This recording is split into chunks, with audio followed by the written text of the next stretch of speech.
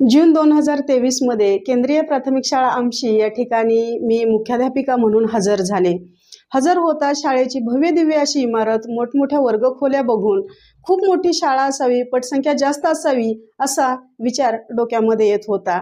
परंतु काही क्षणानंतरच असं लक्षात आलं की विद्यार्थ्यांची, पालकांची शाळेच्या बद्दल अनास्था आहे।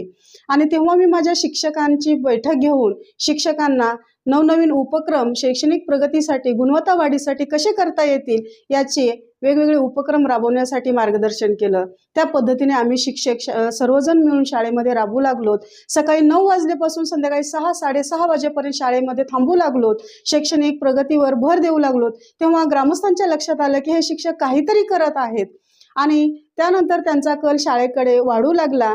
आणि तेव्हा नंतर त्यांच्या पुढे दुसरी समस्या मी शाळेची सांगितली की आपल्याला फक्त शैक्षणिक प्रगती, गुणवत्ता याच्यावरच अवलंबून राहून चालणार नाही किंवा फक्त शिक्षकच प्रगती करू शकतात असं नाही, तर गावाचं सुद्धा सहकार्य शाळेच्या प्रगतीसाठी पाहिजे आणि शाळेची भौतिक सुधारणा सुद्धा प्रगतीसाठी तेवढीच गरजेची आहे। त्याशिवाय शैक्षणिक प्रगती झाली असं म्हणता येणार नाही।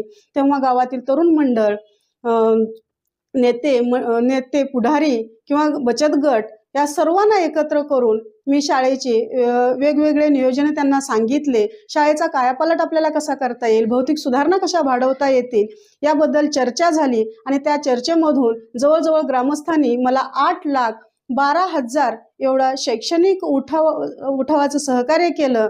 त्याच्यामधून काही रोख स्वरूपामध्ये रक्कम मिळाली, तर काही वस्तुरूपाने मिळाली आणि त्याच्यातून मी शाळेचा पूर्ण कायापालट करू शकले, शाळा नावारूपाला आणू शकले। शाळेच्या मुख्याध्यापिका सौ डोळे मॅडम यांनी शाळेतील आपल्या सहकाऱ्यांसोबत एक बैठक घेतली आणि शाळेतील विद्यार्थ्यांचा गुणवत्ता विकास व्हावा यासाठी विविध उपक्रमांची आखणी केली। त्यानुसार सर्व शिक्षक कामाला लागले। शाळेच्या शैक्षणिक प्रगतीबरोबर शाळेची भौतिक सुविधा सुद्धा चांगली असणं तितकंच महत्त्वाचं होतं। त्यामध्ये सुद्धा परिवर्तन होणं आवश्यक होतं आणि नेमकी यासाठी त्यांच्यासमोर एक संधी चालून आली, ती म्हणजे शाळेला 100 वर्ष पूर्ण होणार होती। या संधीचा लाभ घेत त्यांनी गावातील सर्व पुढारी, पालक, विविध मंडळांचे पदाधिकारी, बचत गटाच्या विविध महिला अशा सर्वांची एक बैठक आयोजित केली आणि शाळेच्या गुणवत्तेबरोबर शाळेतील भौतिक सुविधा किती आवश्यक आहेत आणि त्या पूर्ण करण्यासाठी त्यांचं सहकार्य आवश्यक आहे याबाबत गावातील सर्वांना मार्गदर्शन केलं। तशी टोकाची ईर्ष्या असणाऱ्या या गावातील राजकीय मंडळींनी सर्व ईर्ष्या बाजूला ठेवत शाळेच्या विकासासाठी एकत्र येण्याचा चंग बांधला आणि जवळजवळ 8,12,000 रुपयांचा निधी जमा झाला आणि शाळेतील विविध भौतिक सुविधा पूर्ण झाल्या। माझ्या शाळेमध्ये एक नवीन उपक्रम मी राबवला, तो म्हणजे नारळदान उपक्रम। आश्चर्य वाटेल की नारळदान उपक्रम ही संकल्पना काय आहे, तर माझ्या शाळेमध्ये एक 150 वर्षापूर्वीचं पिंपरीचं झाड, त्या झाडाच्या बुडामध्ये स्थळाचा देव होता। त्या स्थळाच्या देवाला भरपूर नारळ अर्पण केले जातात आणि ते तसेच पडून राहायचे। त्यानंतर गावामध्ये एक काळमादेवीचं मंदिर, काळमादेवीच्या मंदिरामध्ये लोक नारळ अर्पण करायचे आणि ते भकल तसेच रस्त्यावर फेकून द्यायचे। तेव्हा माझ्या डोक्यामध्ये एक कल्पना सुचली आणि ती मी पुजारी मामा आणि आमची कमिटीला बोलून दाखवली।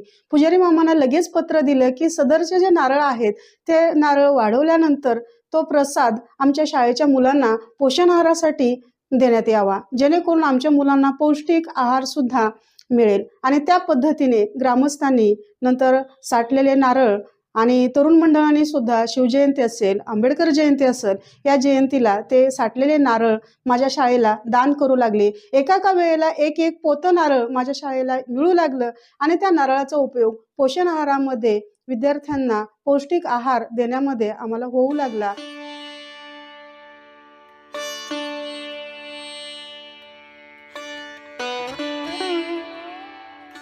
त्यानंतरचा उपक्रम म्हणजे फोल्डिंग डायनिंग सिस्टीम. आता ही संकल्पना आपण कशी आठवली तर शहरातील विद्यार्थ्यांना डायनिंग सिस्टीम ही चांगली परिचयाची, परंतु खेड्यातील ग्रामीण भागातील मुलांना त्यांचे पालक काय सतत हॉटेलमध्ये जेवायला घेऊन जाऊ शकत नव्हते आणि तेव्हा मग हाच आनंद देण्याचा प्रयत्न मी माझ्या विद्यार्थ्यांच्यासाठी केला की ह्या विद्यार्थ्यांना जर दुपारचा पोषण आहार ह्या डायनिंग टेबलवर मिळाला तर त्याचं एक वेगळं विद्यार्थ्यांना आनंद होईल आणि जेणेकरून पटावर सुद्धा त्याचा परिणाम होईल. शाळेमध्ये डायनिंग सिस्टीम आहे म्हटल्यानंतर पट वाढेल आणि त्या पद्धतीने मी गावातील सातपुते सर रिटायर्ड सेवानिवृत्त मुख्याध्यापक सातपुते सर यांच्याशी संपर्क साधून त्यांच्या संत रोहिदास समाजाकडून डायनिंग सिस्टीमची सुविधा मी शाळेमध्ये उपलब्ध करून घेतली.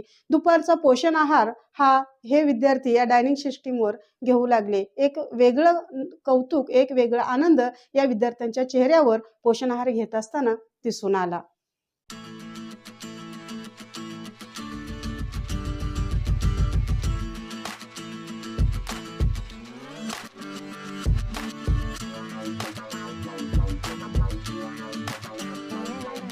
दुसरा उपक्रम मी राबवला तो म्हणजे परसबागेचा. परसबागेमध्ये मी 2 घटकांवर जास्त भर दिला. एक म्हणजे औषधी वनस्पतींची परसबाग आणि दुसरी भाजीपाल्यांची परसबाग. त्या परसबागेमध्ये त्याची माहिती सुद्धा लिहून ठेवली. उदाहरणार्थ मेथी ही भाजी असेल तर तिच्यामध्ये कोणते जीवनसत्व असतात आणि ती खाल्ल्यानंतर कुठल्या आजारावर त्याचा फायदा होतो ही माहिती. आणि त्यानंतर औषधी वनस्पतीमध्ये मी तुळस, कोरफड अशा औषधी वनस्पती लागवड केली आणि त्या वनस्पतींचा कोणत्या आजारासाठी उपयोग होतो ही सुद्धा माहिती विद्यार्थ्यांना बघत असताना परसबागेमध्ये फिरत असताना ती माहिती त्यांना बघता यावी आणि जेणेकरून ते विद्यार्थी ही माहिती त्यांच्या पालकांना सांगतील आणि त्यांच्या आरोग्यासाठी त्यांना निश्चित त्याचा लाभ होईल.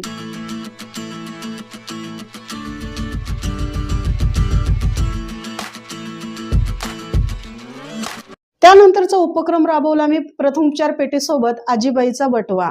प्रथमोपचार पेटीमध्ये औषधी वस्तू विद्यार्थ्यांना ऐन वेळेला प्राथमिक उपचार करता यावेत म्हणून औषधी वस्तू ठेवल्या आणि त्यानंतर दुसरा उपक्रम आजीबाईचा बटवा ठेवला. या आजीबाईच्या बटव्यालाच लोक कधी कधी हास्य विनोदाने डोळे मॅडमचा बटवा असं सुद्धा म्हणू लागले. या आजीबाईच्या बटव्यामध्ये ओवा, खायचा सोडा, त्यानंतर लिंबू किंवा बडीशोप अशा काही वस्तू ठेवू लागलो जेणेकरून विद्यार्थ्यांना पोट दुखायला लागलं, डोकं दुखायला लागलं तर पटकन त्याच्यामधील आजीबाईच्या बटव्यामधील औषधं विद्यार्थ्यांना देऊन प्राथमिक उपचार करता येईल आणि त्यांचं आरोग्य व्यवस्थित ठेवता येईल.